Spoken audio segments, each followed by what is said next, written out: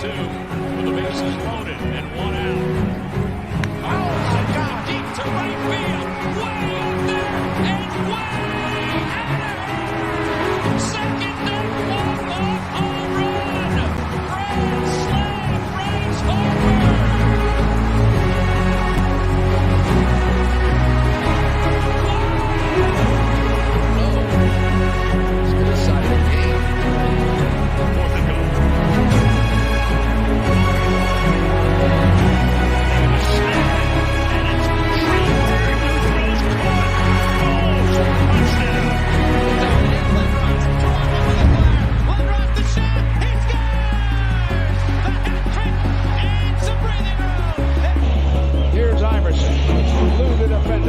Stays right where Allen wants to go. Wants the baseline. Fade away. Yeah. He's way too good. He steps around, move, and drilled it. And the Sixers have scored 9 in a row. 7 straight points by Iverson. Looked like he was dead in the water. The Sixers by 4.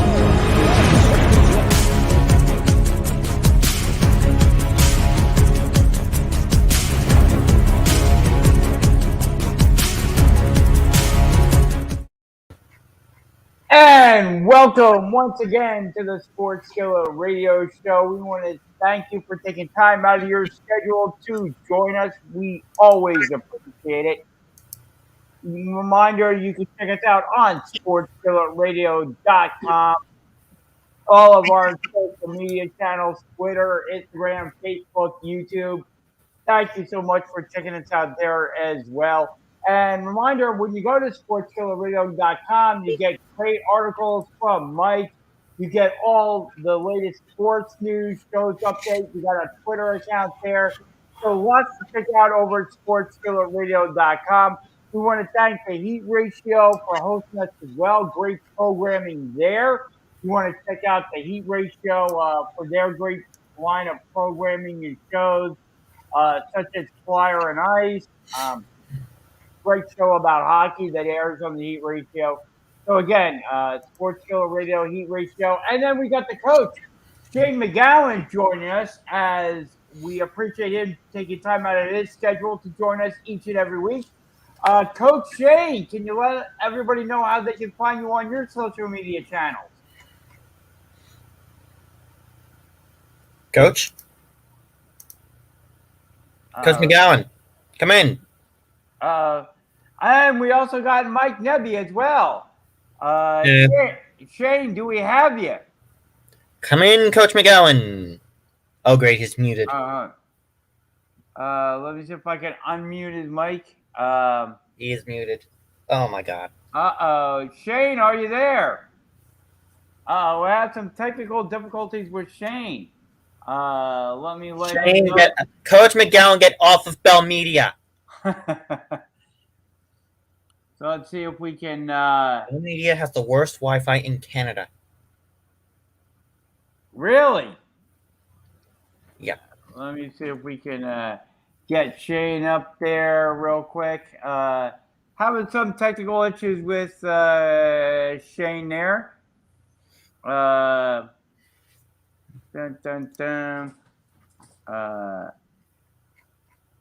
Let's see what we can do here. Let me see if I can re-add him to the stream here. We always have these technical issues, with anything. And it is Halloween, so maybe Shane is having some trick-or-treating with us. So hopefully we can get Shane back. But Mike, it is Halloween. Let me ask you: Are you and your family doing anything special for Halloween this year? I don't know. I really don't. My dad's gonna be on crossing guard patrol, so There you go. Handing out any candy this year, or don't you get that many trick-or-treaters? I don't know. I can tell you, Jeff and I, we recently, over the summer, moved into the townhouse. So Jeff and I are going to be handing out Halloween candy. Hopefully we get a few trick-or-treaters, because at our old house, the trick-or-treaters kind of aged out, so we weren't able to get that many. But hopefully this year with the Hopefully with the move and the move hopeful and end of the pandemic. exactly. Still having some technical issues with Shane. He's got to connect his devices here, so hopefully Shane is trying. So hopefully we'll have him there. But one thing I wanted to bring up during the program, Mike, your top 3 Halloween candies of the of all time here. Top 3, like if you're going to hand out Halloween candy, Mike, what would be like the top 3 that you would hand out? I actually don't have a top 3 because I'm not much of a sugar person.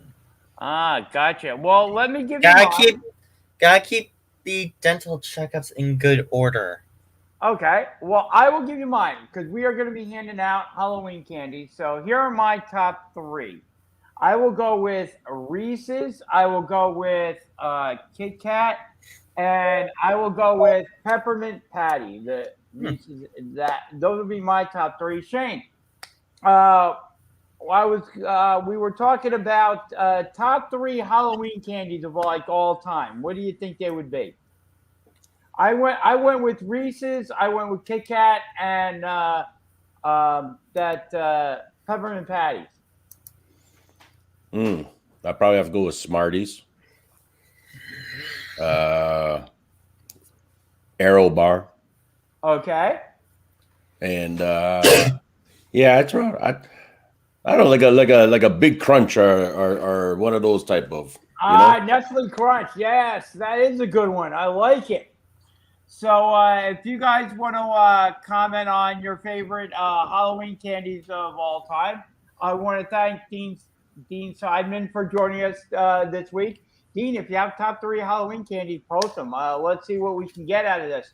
But let's get into the sports because that's what we do here on Sports Skillet. We talk about any and every sports topic. So if you have one, comment on our social media and we will get to it. Shane, it is a football weekend, so let's start off with some football talk this week as we go along here. And week 8 in the NFL is here.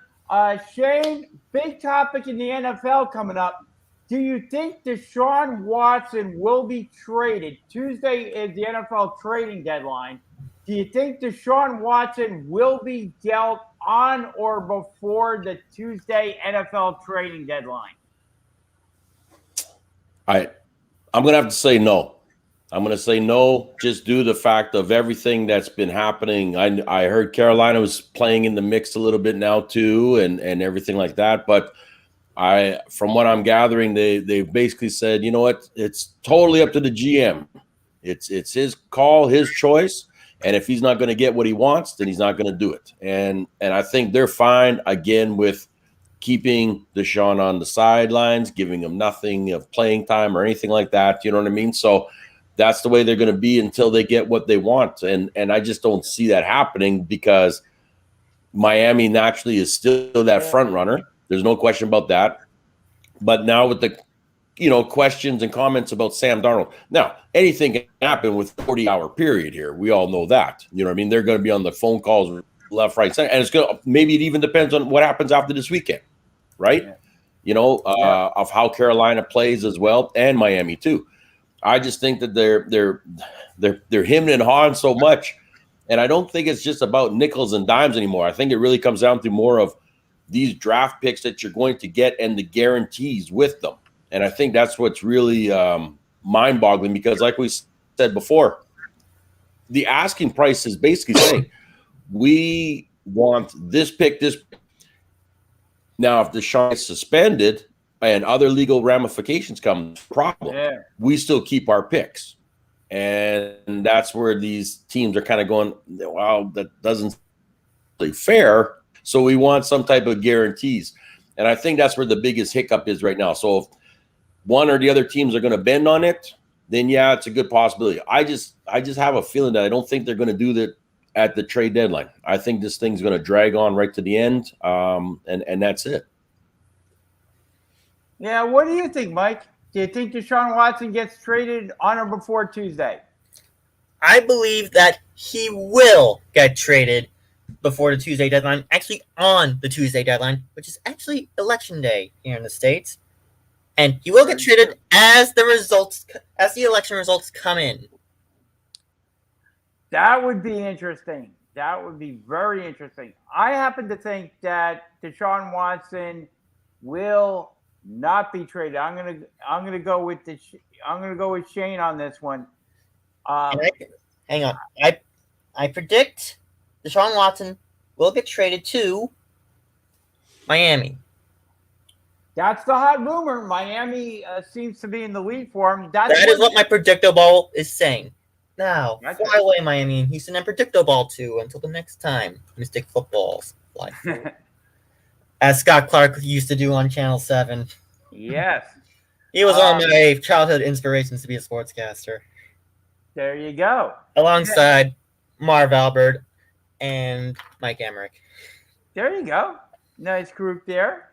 But I predicted DeShaun will not get traded. I don't know that there's another team other than Miami that DeShaun wants to go there, because that's one of the things that plays into this is the fact that DeShaun Watson does have a no trade clause in his contract. So the Texans could work out a deal with, say, Carolina or some other team, maybe another dark horse in there. And DeShaun Watson may not want to go to that other team. So DeShaun Watson is a big player in this. He's already indicated that he would accept a trade to Miami, but will Miami pony up everything that the Texans want in a trade for him? That remains to be seen. I heard last week that maybe they had worked out the parameters of a trade, and we're just kind of fine-tuning it maybe a little bit, but it's going to be something to definitely keep an eye on this week to see if DeShaun Watson gets traded, because apparently the NFL will allow DeShaun Watson to play, which is another key factor in this, that DeShaun Watson can suit up and actually go out on the field and play for whatever team, because the NFL hasn't wrapped up its end of the investigation yet. So big thing to watch for Tuesday's trading deadline is if DeShaun Watson gets moved and what team he gets moved to. I know Howie Roseman of the Eagles would love to get DeShaun Watson, but DeShaun Watson has indicated that he wants no part of the Philadelphia Eagles, at least to this point. So it doesn't appear as though DeShaun Watson is going to come to Philadelphia. He wants no part of New York either. Exactly. And I blame him. The Jets' quarterback situation is iffy, and the Giants, Exactly. With Danny Dimes there as your starting quarterback, Mike. He's only a 73 overall in Madden. Not good, Mike. So, and I've been trying to trade him for the longest time. No one will take him. I don't blame him. So here's another one then for you there, Jay. Is that I heard there's rumors about Fletcher Cox might be on on the trade block as well. Teams have been showing interest. The problem is that good old Howie there, he wants an awful lot, in some ways, and I don't know if he's going to get that's what he wants or anything like this of high draft picks and everything like that. So we'll see, but I could see Cox being on the move. I mean, there's a lot of interior linemen that need help, teams that need help there too. So that's a possibility. Yeah, and the thing is, Howie seems to be ramping up for this coming the 2022 NFL draft with all his draft picks. He's got Miami's, which looks to be a high one. The Eagles keep losing, so their pick keeps going up. They also have the first round. They also may have the first round draft pick of the Colts as well. So, Howie trades Joe Flacco back to the New York Jets to be their for a sixth, maybe a fifth, depending on his playing time. So Howie seems to be ramping up. But here's the thing for Eagle fans. Do you want Howie Roseman making all those draft picks that will influence not only the near future, but the far future of the Philadelphia Eagles as well? do you want Howie Roseman in charge of the 2022 draft, or would you like to see Howie Roseman fired and another GM brought in there? I cannot trust Roseman to influence the future of the Eagles, and I'm not an Eagles fan. So, Roseman, you're done. I agree with you, Mike. Get him out of here. Hit the road, Jack. Yeah. Howie. I agree with you, Mike. I don't know that I'd want Howie, based on his track record. I'd rather have Brody Van Wagenen as GM of the Eagles. No. Definitely not. But based on his track, I mean, I think he may have had a decent draft last year, but based on his track record of coming up short and maneuvering around the draft board, I mean, he passed up Justin Jefferson. He could have been one of the Eagles' wide receivers at this point. Passed him up for Jalen Reagor. I mean, that was horrible, Shane. Horrible. Yep. I mean, no, I don't know. I don't see. I do not see him being at all competent at making good decisions when it comes to this Eagle franchise, with the amount of draft picks that you're getting, as well as the able and opportunities to trade for higher caliber players, to come on for draft picks too. He does not have that talent. He doesn't have that gift, to get that job done like that. So that's great that you're stacking up on everything, but it isn't going to do any good if you're picking some crappy players, that are not going to do anything for you, especially position players too, right? That's another key thing too, is where are you weak and need at certain positions? And if you've got that many picks, you get that opportunity to say, hey, listen, we need a little bit more help on the defense. We need a little bit more help here, whatever it might be, right? You have those opportunities. Whereas he will do something more ass backwards, I guess you could say, and totally mess that up for you. And that's not a good look. And that's what I hate about that. Exactly. I tend to agree with you. I don't think you can have Howie Roseman making those draft picks for the Philadelphia Eagles.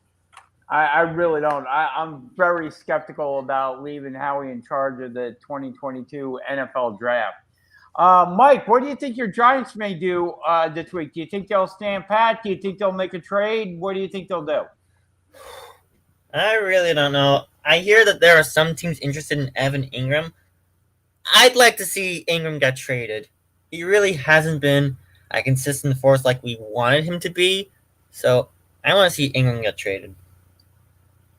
Gotcha. I hear you. So that's coming up on Tuesday. We have the NFL draft, so you want to stay tuned for that. Also, another question that I have for you guys. Do you think the bloom is coming off the roads for 49ers head coach Mike Shanahan? Doesn't have a great record overall for the San Francisco 49ers. Seems to struggle whenever he doesn't have his starting quarterback Jimmy Garoppolo in there. And you would think with an offensive mind like Shanahan has, he'd have a better record overall as 49ers head coach, but he doesn't. And then you have Garoppolo getting hurt as often as he does. Shane, do you think Shanahan may be in trouble out there in San Francisco when you look at his overall record as head coach of the 49ers? You can look and say, okay, well, you haven't had Kittle out there for much of the season either, right? Which is a big weapon that's not in play. You're relying on Debo an awful lot. I also think that Shanahan may be complicating his playbook a little too much for these guys. You know what I mean? I think he complicates that offense and it makes it a little bit more challenging, where if you're not on the right cue, right ball, I mean, it's going to be tough.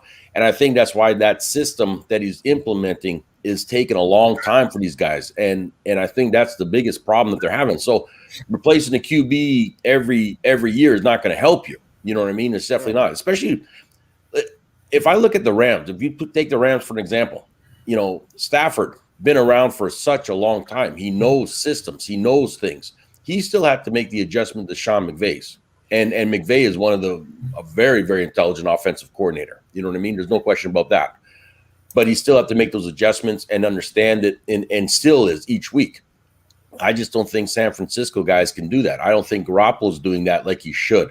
And I don't think Trey Lance, by all means, is not in that situation to be able to understand it either. You know what I mean? So this is what I'm saying is I just think Shanahan's playbook is a little too much right now, and that's got to change, or else you're not going to get production out of anybody.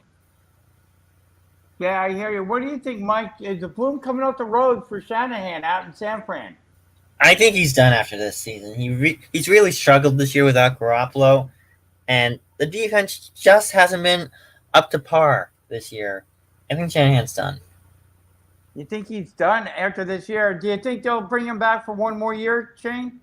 Or do you think he's done? Nah, I don't think he's going to be done. I mean, you'll see more. You'll see other coaches gone before Shanahan. That's for sure, like Nagy and those guys. I mean, to me, those are the guys that'll be gone first before they'll even ex-nay Shanahan. If Shanahan goes, you're going to see more teams upping and saying, "Okay, bring him over to us."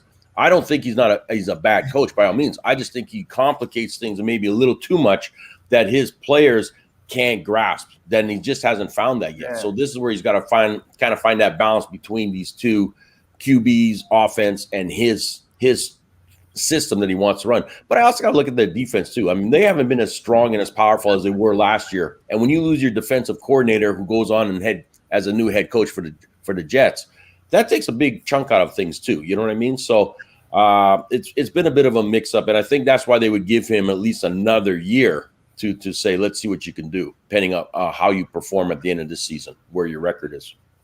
Yeah, I think you're right. I think they'll give him at least one more season to work with Trey Lance too. I think that's going to be a key consideration because they spent a lot of draft capital to bring in Trey Lance in last year's draft, and I think that'll be a big consideration for the 49ers. Do you want to go forward with Shanahan grooming Trey Lance and bringing Trey Lance into the NFL, or do you want another maybe offensive-minded head coach to groom Trey Lance and to bring Trey Lance along? I would figure they would probably give Shanahan one season with Lance as a head coach rather than dismissing him and bringing in somebody entirely new, unless they were supremely confident that coach would be able to get the most out of Trey Lance. And I don't know who that head coach. I don't know who that coach would be. Well, the only other one I can think of is who's with Belichick right now. You know what I mean, as an offensive coordinator. But I think he's waiting for Bill to retire, and then he'll take over to New England. You know what I mean? But the other thing too is we're forgetting something is that after this season, we still got Aaron Rodgers and them who are going to be out there floating around. You know what I mean? So Aaron, you never know, still might wind up heading over to San Francisco, you know, in some capacity. You know what I'm saying? There's a lot of speculations of things. Yeah, I don't know if I mean, I think he would like to have Shanahan as a head coach. I think he would probably respect him, but I don't know that after drafting Trey Lance, unless they see something out of Trey Lance in practice or something like that maybe they made a mistake drafting him. I don't know that San Fran would go after Aaron Rodgers. I see Aaron Rodgers more of a fit in Pittsburgh than I do out in San Fran. Shane. I understand that part, but again, too, is putting Aaron Rodgers in Pittsburgh when you still don't have an offensive line isn't going to help you. You know what I mean? Too. And Aaron's going to look and say, I'm not going to get that beaten up. There's no way in the world. I'm here to win. I mean, this is what it comes down to. I'm here to get another ring. But I got to go to where I got that best advantage. So let's put it this way, at least 30 teams out there are going to say, okay, you know what I mean? Let's see what you got and how can we persuade you to come our direction? You know what I mean? Yeah. That's really what it's going to come down to when this season's done. But if Pittsburgh had an offensive line, because they can't even run that ball, so how the heck do you expect them to protect your quarterback? And Aaron is like Ben, where he's going to sit back as a pocket passer in many, many ways and not go up there scrambling. Yeah. So like I said, that's going to be key factors when it comes to this whole thing at the end. And I just, like I said, if Shanahan wants to groom Trey Lance, he's going to need a couple more years, just like how Green Bay has Love over there too. You know what I mean? Yeah. And that's taken him how many years, right? So it's not going to be a fast process. And as you're looking at these quarterbacks that have jumped in, good Lord, Trevor Lawrence is getting slaughtered up there. You know what I mean? Yeah. Zach Wilson isn't doing great by all means. Mac Jones is putting in his time, but he's, having so many issues himself too, right? So it's not like you can just throw these guys right in. Justin Fields is just getting hammered, you know what I mean, and things too. So It's not a good scene for any of these quarterbacks in that way right now. Oh, I totally agree. What do you think about the young quarterbacks, Mike? They seem to be getting hammered when they've been put in there. Yeah, this rookie class of quarterbacks has not impressed me one bit. I'm sorry, but 2021 has not been the year of quarterbacks, especially if your name is Patrick Mahomes, to be really honest with you. Yeah, he's struggling out there in Kansas City as well. And we got to talk about them. I mean, Shane, Kansas City, the Chiefs have been a surprisingly bad team. Well, maybe bad is not the right word, but they've been struggling. I mean, they come into tomorrow night's game. They play on Monday Night Football. They're at home hosting the New York Giants, but they come in with a record of 3-4, and they're struggling in their division, Shane.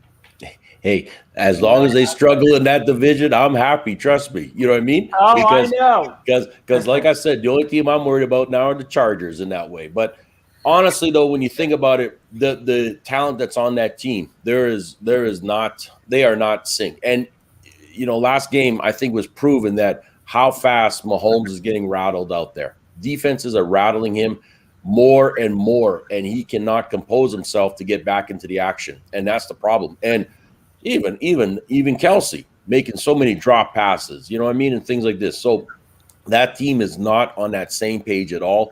They're running bad routes out there. They're not able to generate enough positive momentum to move those chains and control the game without something happening, fumbling, loss of down so many times and things. And that defense is getting exhausted because they're out there way too much. You know what I mean? And this is it. And they're getting picked on. That defense is getting picked on and hammered on too. And they are. Derrick Henry is a beast. You know what I mean? And there's no way you're going to just tackle him solely like that. So for him to do what he's done and the Titans, the way they're improving, I think, like I said, this game with the Giants is not only do they have to win, but they have to win impressively to get their own minds and mentality back of saying we are this once prominent, dominant team that should be heading to the Super Bowl. Right now, you're lucky if you can make even clinch a playoff. You know what I mean? Like a wild card. And our division is tough. Chargers are a tough team. Vegas has proven that they can mix with anybody. Denver is kind of still in the mix. You know what I mean? In some ways, they're not great, but they're still in the mix. And you don't want to necessarily be compared to them, right? So Kansas City needs to do something. And winning against the Giants is going to be huge. But they have to do it in an impressive way because the schedules aren't going to get any easier. But I think a lot of teams have figured out how to control Mahomes. That's the honest truth. I think they figured out how to control Mahomes and realize what his tendencies are and how they can X-nay it. But they've also put so much tight clamps on Kelsey and Tyreek. Hardman has to become your number one guy out there, and he's not be able to catch and hold on to the ball all the time. I agree. And the funny part about it is, should Kansas City lose on Monday night against the Giants, they will have the, say what you will about the Giants and how they've been struggling this year, but if Kansas City loses to the New York Giants on Monday night, they will have the exact same record as the Giants. Yeah. So that's not a good thing. And staying in that division, Shane, you mentioned the Denver Broncos. They're hosting the Washington football team. They come in today with the same record as Kansas City, 3-4. If Denver beats the Washington football team, Denver would go to 500, and they'd have a better record than KC. Well, and that's what I mean. It's right now KC is struggling. Like they are struggling bad in every aspect and in the ranks and everything like that. But I just think right now too, if you're the Giants, you're looking at this saying this team can be beaten. You know what I mean? And we could beat them. We really can. Whether it's going to happen or not is a different aspect because, like I said, Giants are far from a a great talented team and things. They have lucked out. I'll give them that. You've lucked out on some stuff, right? But I mean, again, too, is Kansas City, by all accounts, should be that top 5 team in this league. And they're not. They're at the bottom 5 the way they're performing. Oh, yeah. And Shane, you want to see a city implode.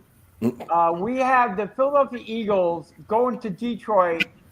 Eagles come in with a record of 2-5. Detroit comes in with a record of 0-7 to this game. You want to see a city implode. What would happen, do you think, if the Eagles actually lose to the Lions and the Lions get their first win of the season this afternoon? Well, you might just find out tonight.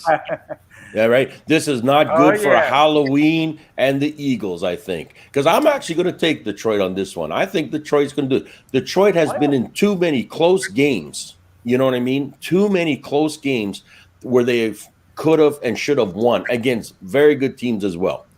And I don't think that they want to let this one slip by. I think this is the one that they need to win. You know what I mean? More than anything. And I think it's there. It's on the brick of it.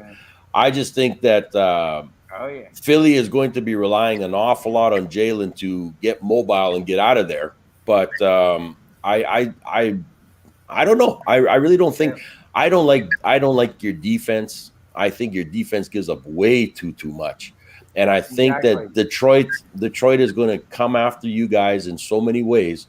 And I think Goff is probably Jared Goff is going to have a much better game too. And I think the run game, I think Swift is going to have a good run game against you guys too. And that to me is what scares me, because everyone underestimates Swift too much as a running back, pass catcher, everything like that. And he's torn up teams. And like I said, Detroit has been in the mix way too many times. And I just think that this is their game, that they're going to say, this is ours. Finally, we're going to get that one win. But coming home to Philly is not going to be fun. That's for damn sure. Oh, definitely. If Detroit gets the first win of the season, it could be ugly in Philadelphia. And do you think that should Detroit get their first win, go to 1-7, Philly drops to 2-6? Do you think that might be? I'm not saying that tomorrow they make a move, but do you think that could be a referendum on head coach Nick Sirianni's future, Shane? That maybe if Philly loses this game and Detroit gets that win, that Sirianni could be one and done in Philadelphia. He should be. Yeah, I mean, when you think, look at through these games, all right, through these weeks, it's not so much you guys have improved. It's not like you can go out there and say, well, you know what, we've made good gains. We've come closer and closer, blah, blah, blah. No, you've actually decreased. You've actually sunk a lot lower. Your RPO action that you keep running is terrible. You finally start using Sanders, and he goes and gets hurt now because of what you did. You know what I mean? So, like I said, it's not a good look for your head coach, not at all. And honestly, his play calling hasn't been successful at all. I mean, it's gone the opposite direction. So whether they say, okay, well, you give up the reins of the play calling, you know, for the rest of the season, and just go from there, and then evaluate him at the end, and depending what your record ends up being, is a possibility. I could see that happening. They've done that before to other teams around the league, where they've given up their certain positions and saying, I'm going to direct it all now to this coach, and so on and so on. But like I said, if they lose to Detroit and it's not a close game, well, yeah, you might see somebody on the chopping block pretty fast. Yeah, what do you think, Mike? Yeah, this is going to be a narrative on Nick Sirianni. I'm sorry, but if the Lions pull it out, the Philadelphia Eagles fans are going to be saying, why did we hire this guy? Nick Sirianni is not head coach material. He's not. If the Lions pull this one out, Sirianni is going to take all of the blame. He's going to be on the chopping block. He's going to be one and done. Yeah, I tend to agree with both of you. I think this could be Nick Sirianni's falling out with the Philadelphia Eagle fan base. And the fan base right now in Philadelphia is already hot over the play calling of Sirianni and the defense. I mean, Shane, you saw that last week when the Eagles played your Las Vegas Raiders out there in Vegas. I mean, Vegas, the Raiders just literally marched up and down the field against the Philadelphia Eagles at will. And it's not just last week. I mean, quarterbacks have been putting up a 92, I think it was over 80% or over 90% completion percentage against this bend but don't break Eagle defense. But the problem is when you play the coverage that the Eagles are playing on defense, and you're absolutely mortified. You're terrified of giving up the big play, and so you play the safeties back and the corners back, and okay, you're playing a soft defense. You're playing a soft zone out there, and you're relying on these corners to take down. As an example, if we just look at the Vegas Raiders, you got Waller, you got Ruggs, and even Josh Jacobs out there running up a storm on you. You know what I mean? In so many ways, Derek Carr's efficiency has been higher than ever before. So you basically disrespected what he could do, and that's what they went out there. Then you're on the offensive side. You got a Raiders defense that came after you nonstop and made Jalen Hurts so uncomfortable that he's running for his life out there, and he can't make anything happen. But the O-line could not get the run game going either because they couldn't get fast enough off the ball. So to me, you are just stalling and stale, and you kept trying to run those RPOs all the time, and it was not working, especially when every team knows what you're doing. You can't even – most defenses will respect what's going on out there. They'll respect the run, right, to be cautious, but they understand what you're supposed to pass. They don't respect the Eagles. And I think that's the problem right now. And that's the biggest problem. When you're more than halfway through a season, you're in a lot of trouble because you can't just change that and flip it on a dime. You know what I mean? So this head coach and his play calling has been the worst in Philadelphia. And for Jalen Hurts to not get comfortable out there and do as a talented young man that he is in many ways, you can't just rely on that lucky shot to throw it to Devontae Smith. You can't rely on that lucky one to throw it to Gobbert or anything like this. You know what I mean? Ertz was so fortunate to get out of there because it's going to help his career down the road. But for the rest of these guys that are here on this team right now at trade deadline, I'd be putting up my hand saying, hey, you know what? Throw my name up there. Get me out of this place too because I want to win. And that's what these guys are falling. And this team is going to start sinking, especially if you lose tonight to Detroit. That is that dagger that's coming in at you guys.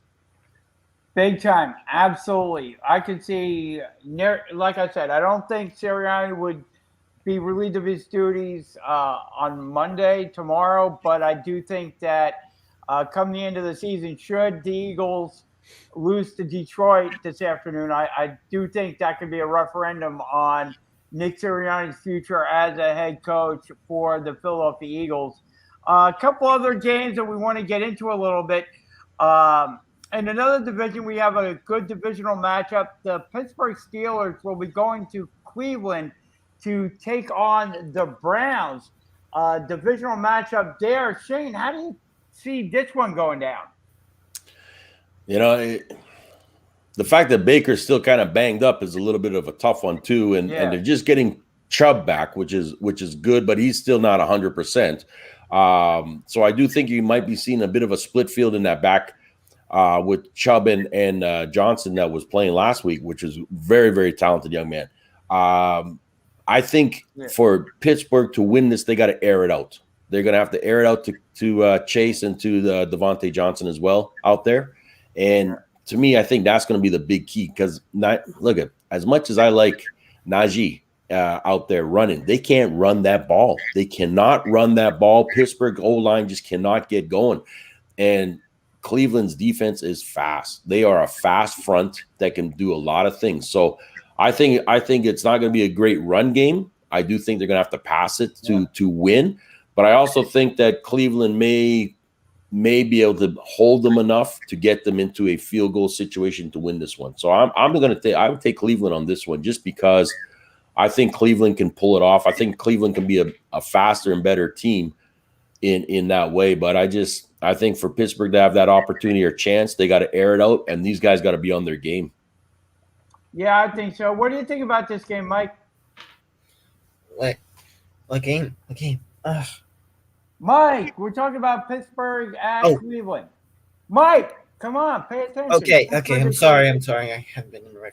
Okay, so Mike. key NFC North matchup: Pittsburgh and Cleveland. Right. I'm gonna give it to Baker Mayfield because Ben Roethlisberger hasn't been up to snuff. He's on the wrong end of 30. I think he's at the end of his rope. I'm going to give it youth over experience. Baker Mayfield and Cleveland Browns take it 34-20. Gotcha. Another key matchup, big game this week will be the Titans going to face the Colts. Shane, how do you see this one going down? I do like Tennessee. I do like Tennessee in this one. I think Derrick Henry is just too much on fire. I know Julio Jones isn't playing, but AJ Brown has been on fire for Tennessee right now. He's a very, very, very, very dominant offensive player right now. He's making a lot of things happen. Yeah. Carson Wentz is playing better. There's no question about that. I think so. I also like Jonathan Taylor out there. There's no better back that's in the top 10 than him as well too. But I do think though that in some ways that defense gives up a little too much, and I think Tennessee seems to be rolling at the right time, like they normally do. But they also know how to control the ball. They know how to take time off that clock. They just keep pounding at you and stuff. And the other thing, too, was even when you load the box, like they said, they had how many guys at the front to stop Derrick Henry? What does he do? He throws the ball. He throws the ball to the tight end. You know what I mean? This is the type of stuff that they're now getting creative with. Why not? You know what I mean? So you have to now look at this and say, oh, geez, well, I got to respect the run big time against one of the beasts. But I also got to understand that this guy can also throw a bloody football and catch us off guard, too. So you have to be careful of all these things. And I know Colts are going to be the ones that are going to be favored for this, but I just think that defense has been playing really well for Tennessee, like really, really well. And I think they're going to put a lot of pressure on Carson to make some bad throws out there. And I don't know. I think TJ Hilton might be out too for this one. I don't think he's playing this game. I'm not sure with a quad injury. Gotcha. Mike, how do you see this game going down? Derrick Henry's just going to run all over the defense in this game. Tennessee's taking it. You think so? I think Tennessee will probably wind up winning this game, but I think it'll be a good game for Carson Wentz. I think week by week, I think he has been improving as the quarterback for the Colts. He's getting more and more comfortable in that offense. It would help the Eagles if the Colts lose because they would get a higher draft pick. So, I do want Carson Wentz to continue playing. I just need the Colts to lose. So, if there's a good team that the Colts can kind of go up against, which I think the Titans are, and like Mike said, Derrick Henry is just a beast to try and defend. I mean, he's getting the ball, he's running with it, and he's just tough to bring down. If he's not the best running back in the NFL, I'd like you to tell me who is. No. I really think Derrick Henry is the best running back in the NFL. Another game that's come up is the Cowboys at the Vikings this week. Dak Prescott has that injured quad. Shane, do you think Dak should play? I'm not saying will he play. I'm saying should Dak Prescott play with that injured quad? Because they say it's going to be a game-time decision. They haven't decided yet, which to me means the quad is still bothering him to some degree. It may not be as bad as it was maybe earlier in the week, but it's still kind of bothering him. Would you have Dak Prescott play, or would you go with the backup quarterback if you're the Dallas Cowboys? Well, first I don't think he should play, and second, from what I understand, is all week it's been the backup quarterback taking all the first string reps, right? Yeah. So I think they've already projected it and saying we're going to just toe this, and it'll be that game time decision. But you don't necessarily give your backup that much reps, even if you're resting Dak for a little bit, unless you're prepared to say, okay, get in there, you're the guy for this one. I think, and it's a tough one because the Vikings need the win as well. So I think the Vikings are going to come out very, very tough and hard. And I know one of the biggest things that was talked about this week about this is saying even if Dak does play, well, he's going to be favoring that side of his leg, which means now you put strain on the other side, which means now other injuries could easily happen. You know what I mean? You need this guy for the long haul. You need him for getting closer and closer, especially, when you're already winning the division that you're in. You need him to make sure that he can maintain this all the way through till we get to the conference and the playoffs and stuff like that. To give him another game off, I think, is something that you'd have to do just to be safe and everything, and rely on what you got out there. You take the loss, you know what I mean? But I just think if they push him too much right now, those games that are really, really going to matter down the road might bite you in the butt because you didn't take that extra week that's needed. Yeah, what do you think, Mike? Should Dak Prescott play in this one? No, he should not. It's going to be the backup quarterback, and it may be a tough game for the Cowboys without Dak. Yeah, I know Dallas is fighting for. I think they have the Division 1, so I don't think that's a question. But I do see Dallas fighting for pole position in the NFC, and you want to get that number 1 seed, get that week off, have all the teams coming through your city for the playoffs. And I know that's one thing that the Cowboys are kind of fighting for. With some other teams in the NFC. So I do see that being important to the Dallas Cowboys, but I don't think you can play Dak Prescott in this one. I know he may come out for warm-ups and may be feeling better, but I would give Dak Prescott the week off. I would set him down because you don't want him tweaking this or doing something that may tweak another muscle, something like that. Maybe force his mechanics to be off in some way.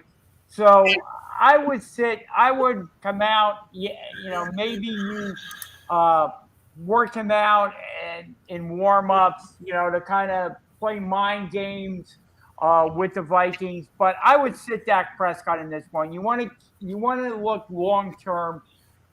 And you don't know what other quarterbacks may get hurt. So this loss may not affect the Cowboys as much as they're making it out to be in some other media outlets. Yes, maybe Dallas loses the game because they have the backup quarterback in there. But I would sit Dak Prescott today. I wouldn't play him at all. I would sit him. Absolutely. And look more long-term with the Dallas Cowboys in this one rather than play Dak Prescott. If you win, great. You get that win with your backup quarterback. But if you lose, so be it. And you come out and you have a healthy Dak Prescott, hopefully for the rest of the season, if you're the Dallas Cowboys. So I would definitely sit Dak Prescott in this one. What should be a slaughter, Shane? Cincinnati going to the Meadowlands to face the Jets. I don't think the Jets have any prayers in this one. What do you think, Shane? No, and look at Cincy's playing really, really well. I mean, they're Jamal Chase. Here's a guy that gets 200 yards receiving. Oh yeah, you know what I mean? Like that's just unheard of, especially in this league like this. You know what I mean? So for him to get that, Joe Mixon's playing great tailback / out of the backfield type of pass catcher too. So I mean, he's multi-talented in that way. But that defense has also come on, all right? Yep. And Joe Burrows is getting the time. He's getting the time right now.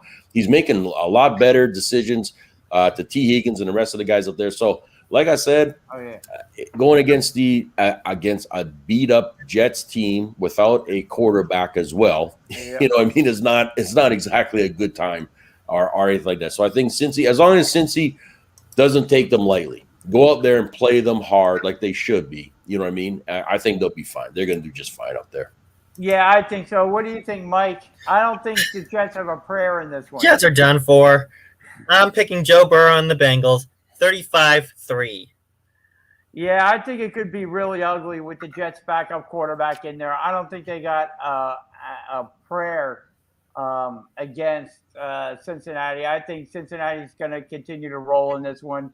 I don't think you see Joe Flacco yet, but I think it's almost time for Joe Flacco. Give Joe Flacco another week to learn the offense, And if they don't have their starting quarterback back next week, I think you'll see Joe Flacco in there. Just give him another week to get a little more comfortable and to learn the offense. And we got a 1-6 team, Miami, going into Buffalo. Again, I think that's going to be a slaughter, Shane. Yeah, I think Buffalo is going to roll all over Miami. I think Buffalo needs to too. I think Buffalo needs to keep establishing themselves as a dominant team. You know what I mean? Right now, because of their losses that they've had throughout the season this far. So I do think that they're going to come up there. Josh Allen's going to have a big game as well. Yeah, I think so. What do you think, Mike? Any prayer for Miami? No. Josh Allen and Buffalo got it. Yeah. I 41-10. Yeah, I don't know if they'll get to 41, but I think it's going to be a slaughter. Absolutely. So there you have it. Let's do our 3-pack of picks. We do them every week. The top 3 picks that we like in games going on this week. Mike, I will start with you this week. Your big 3 games of the week. Okay. I'm going to be picking Cincinnati. I'm going to over the Jets. Cincinnati over the Jets. Yep. Tennessee over Indy. And I'm going to pick Atlanta over Carolina. Very nice. Shane, who do you have this week? No, I'm grabbing my Rams over Houston. I'm taking the Bills over the Dolphins. And I am gonna take Cincy over the Jets too. Gotcha. I am going to go for this week. I am going to go with the LA Chargers 4-2 over the 3-4 New England Patriots. I will go with the Jacksonville Jaguars over the Seattle Seahawks. I think the Jacksonville Jaguars get their second win of the season. And again, maybe we'll discuss now. I will go with the Tampa Bay Buccaneers 6-1 over the New Orleans Saints later on this afternoon. Saints come in with a record of 4-2. Shane, do you think the Saints have any prayers of beating the Buccaneers? No. Yeah. I think Alvin Kamara is the only one that's keeping them in the mix. You know what I mean?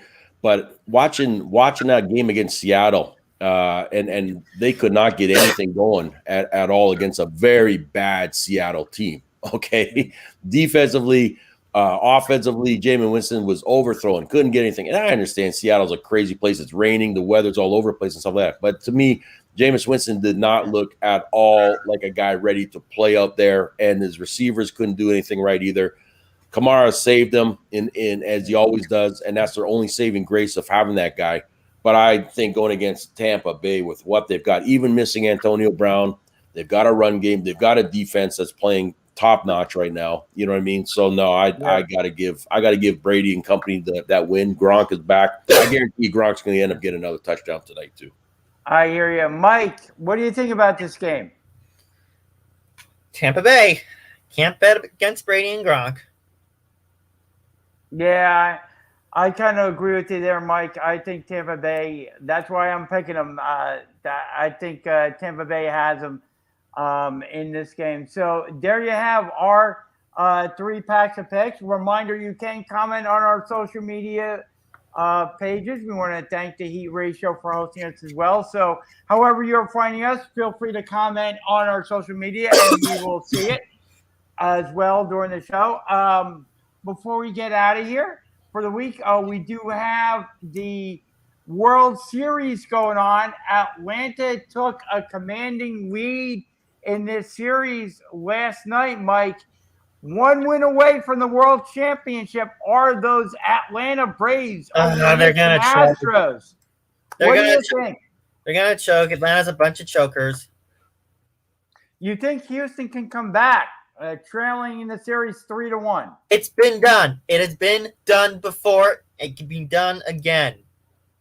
It can. They will have to definitely wait. We're taping this show on Sunday, so Houston will have to rattle off 3 straight wins. Do you think they can do it, Shane? Nope. I'm gonna think. I just like I picked it earlier. This one, nope. If the Braves are gonna take it, after they beat my Dodgers. So, yeah, I'm taking the Braves. Yeah, I think you're right. I think last night was a pivotal game in the series. I think Houston had to win last night to even up the series. They did not. It was a bullpen game for the Atlanta Braves, and the Atlanta Braves wound up winning the game late with a couple of key home runs in that one. And now Houston has its back against the wall, has to rattle off 3 straight wins. And I just don't see. Can I see Houston getting 1 win? Yeah, maybe they could get 1 win, but I don't see Houston being able to rattle off 3 straight wins against Atlanta. I think Atlanta could very well close it out Sunday night and become the world champion. And all year everybody beat up on the National League East, and once again, the National League East could have the world champions in Major League Baseball. We saw the Washington Nationals win it, and now we can see the Atlanta Braves come back with the world championship. So as bad as the records were in the National League East, there you go. The Atlanta Braves could wind up being world champions, and that would be interesting for the National League East to have the world championship when they had such poor records during the regular season. Mike, before we go, can you give us your NASCAR picks of the week? You went against Mark Eckel on social media. You chose a different winner for today's race. Yes, I went against Mark Eckel and picking Chase Elliott. And we are at Martinsville this week. Late word is that Denny Hamlin failed tech inspection twice, so he has to start at the rear of the field for today's Xfinity 500 at Martinsville. It's a half-mile track, not much room, so there's bound to be some chaos. And it's the last race of the round of 8, so last chance for drivers to get themselves into the Championship 4 next week at Phoenix. Gotcha. And who are you picking? I'm picking Chase Elliott. Chase Elliott, Mike is predicting will win today's race. So, guys, before we get out of here, anything that we failed to touch on? Any final words? Mike, I'll start with you. Any final words? No. Okay. Shane, any final words? Anything we failed to cover in today's show? Well, the only one I'm going to say is the undefeated Arizona lost to the Green Bay Packers in a very, very exciting game. So, I mean, that kind of gives you a little bit of an eye-opener of exactly where the Cardinals are and how Green Bay is coming on strong, too. So, I think that was a huge one for them. So, look forward to see what's happening this week after this weekend, and we will talk again next weekend, boys. We will. We will be fired up and ready to go again next week. Again, we want to, Shane, before you let you go, one more time, can you let people know how they can find you on your social media? Yeah, you can reach me at mentaledgeperformance.ca as well as at my social media, mental_edge_performance. Thank you very much, guys. It's been a blast, and happy Halloween to everybody. Happy Halloween to everybody. Again, we want to encourage you to list your favorite Halloween candies on our social media site. Again, check out sportsskillerradio.com. We got sports news up there. We got our Twitter feed up there with opinions. Great articles by Mike Nebbia as well. So sportsskillerradio.com, all our social media sites. And again, check out the Heat Ratio as well. Great programming on the Heat Ratio. Great shows like Fire and Ice. So again, hockey, you want to check them out as well. They got a great hockey program, Fire and Ice. So check that out. And again, we will see everybody again next week. Have a great week, everybody. We'll see you on.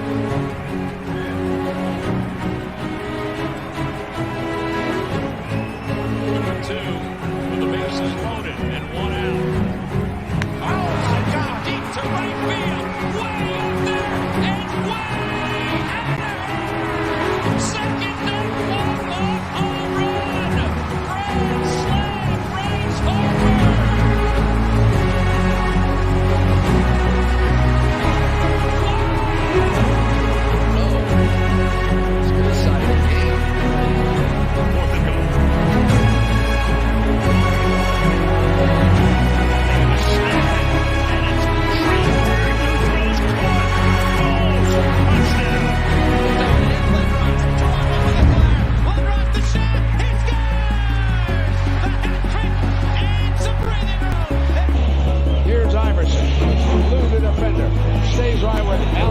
to go. Wants the baseline.